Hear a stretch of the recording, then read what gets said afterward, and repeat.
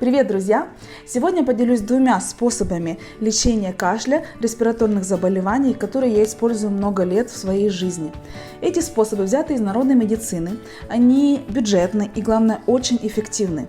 Моим детям, старшему почти 10 лет, младшему 4 года и старший за свои 9,5, аптечный сироп от кашля, наверное, пил в жизни максимум 3 раза, и то только потому, что он был маленький.